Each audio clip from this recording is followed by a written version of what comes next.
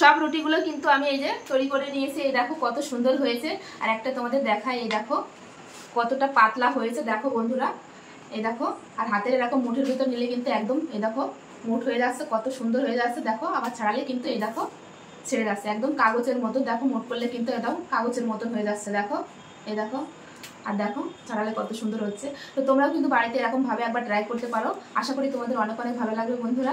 তো আজকের নমস্কার বন্ধুরা, তোমাদের সবাইকে অনেক অনেক স্বাগত জানাই কন্যা রান্না করে। আজকেও কিন্তু একটা রেসিপি নিয়ে চলে এসেছে। আজকের রেসিপি হচ্ছে একদম কিন্তু কাগজের মতো পাতলা রুটি বানিয়ে তোমাদের দেখাবো। রুটি তো কম বেশি অনেকেই খায়, কিন্তু তো একদম কিন্তু পাতলা রুটি। এটা তোমরা মাংস বা প্রায় মাংসের সাথে কিন্তু খেতে পারবে, ডাল সবজি সবটার সঙ্গে কিন্তু খেতে পারবে। এই রুটিটা এতটা পাতলা হয় যে একটা খেলে কিন্তু মন ভরবে না, মনে হয়েছে আরও অনেকগুলো খায়। তো দেখতে থাকো আমি কিভাবে এই কাগজের মতো পাতলা রুটিটা বানাই।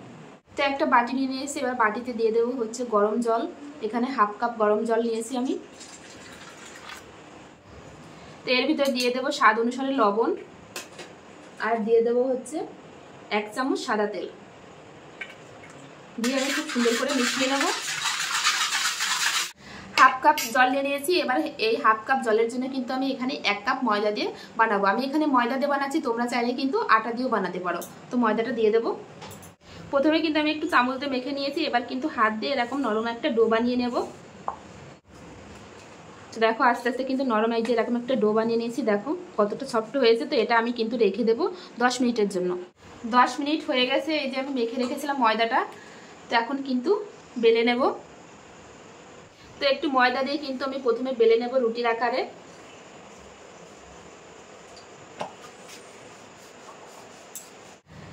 তো আমি দেখো রুটির আকারে কিন্তু বেলে নিয়েছি। আর কিন্তু একদম পাতলা করা যাবে না, ঠিক এই যে এরকম মোটা থাকবে। তো এখন কিন্তু আমি উপর থেকে এই যে এরকম একটা গ্লাস নিয়ে নিয়েছি, গ্লাসের সাহায্যে কিন্তু কেটে নেব।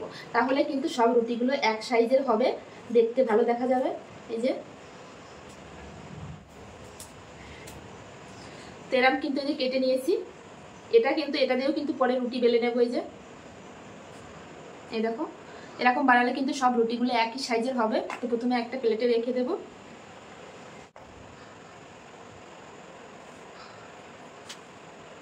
তো বাকি ময়দাটুকু কিন্তু আমি আবারও বেলে নিয়েছি। তো আবারও কিন্তু এই যে কেটে নেব কিন্তু।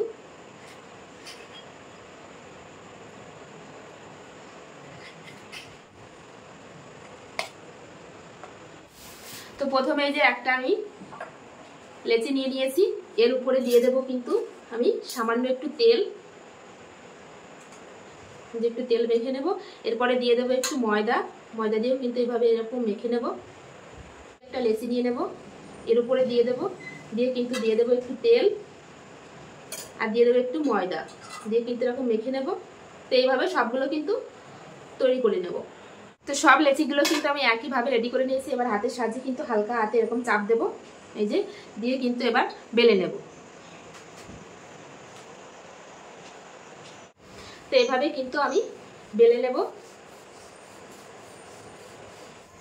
তো দেখো আমি খুব সুন্দর করে কিন্তু গোল করে বেলে নিয়েছি। আর এই দেখো কত সুন্দর হয়েছে। তো এখন তুলে কিন্তু আমি এই দেখো এই যে তুলে নিয়েছি। এখন এই যে এরকম একটা তাওয়া বসিয়ে দিয়েছি গ্যাসের উপর। তাওয়াটা কিন্তু গরম হয়েছে। এখন আমি দিয়ে দেবো এই রুটিটা। আর গ্যাসের ফ্লেমটা কিন্তু একদম লোতে রাখতে হবে। তো এবার কিন্তু উল্টে দেব। উল্টে পাল্টে কিন্তু হালকা আছে ভাজতে হবে। তো দেখো আস্তে আস্তে কিন্তু লেয়ারগুলো বোঝা যাচ্ছে। আর এই দেখো আস্তে আস্তে রুটিগুলো কিন্তু উঠে আসছে এভাবে।